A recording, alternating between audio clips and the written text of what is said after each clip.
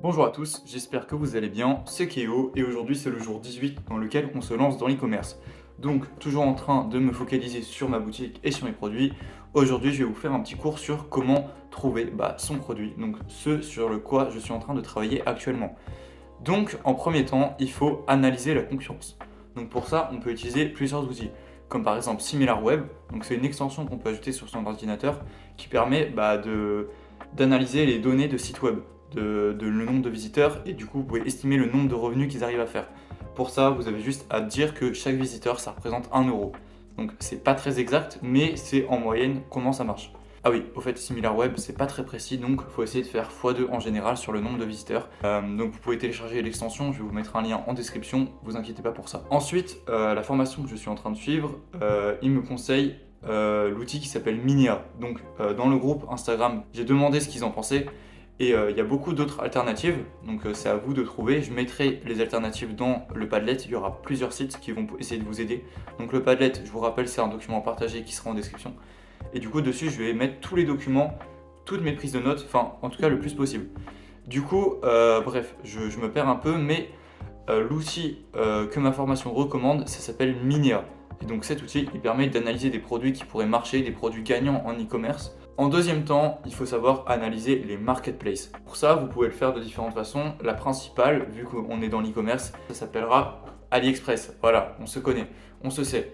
Et donc, pour faire ça, il faut aller dans une niche et trouver des produits qui sont entre 15 et 20 euros et qui ont des avis supérieurs à plus de 4 étoiles. Il faut qu'il y ait au moins une centaine d'avis minimum.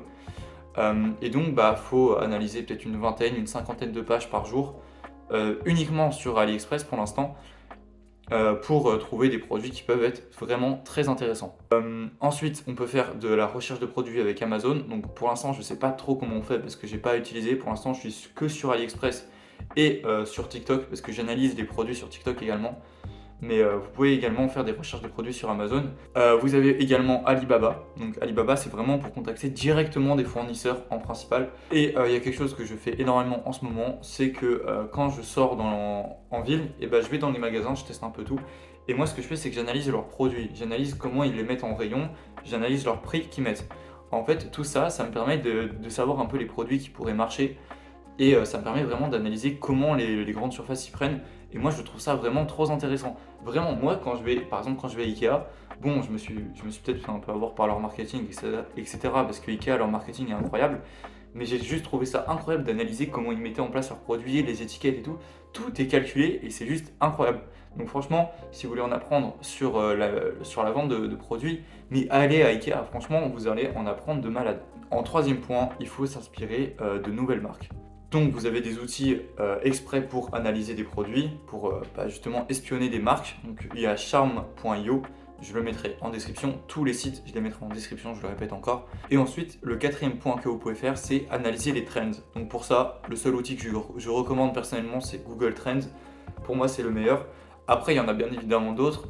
Il y en a Exploding, il y a un site qui s'appelle Exploding Topics. Ça dit quel secteur il faut exploiter dans vos boutiques. Ensuite, il y a Trend Hunter et du coup Google Trend qui font à peu près. Trend Hunter, ça fait la même chose que Google Trend. Et si vous ne savez pas ce que ça fait Google Trend, franchement, allez regarder et vous allez comprendre par vous-même.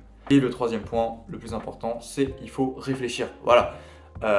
Par rapport à vous-même pour trouver un produit qui va dans vos valeurs. Voilà. Moi, si par exemple, moi j'aime beaucoup le sport, et je vais essayer de vendre par exemple plus des outils de fitness. Pour moi, le principal, c'est de lancer des boutiques sur le fitness. C'est hyper important pour moi. Et je sais que si je fais ça, je vais être full impliqué et je sais déjà le marketing que je vais faire et tout, parce que j'adore ça et donc je connais les arguments des sportifs comme moi. En fait, vendez ce que vous aimeriez bien acheter en gros. Et aussi réfléchissez par rapport à la catégorie de clients que vous allez avoir. Bon, voilà, en tout cas, c'était la vidéo du jour. Je vous avoue que j'ai fait extrêmement vite et j'ai une sale gueule, donc il faut que je me dépêche d'aller dodo et que je fasse un peu de recherche de produits ce soir. Bref, sur ce, je vous souhaite une très très bonne soirée et devenez riches les gars.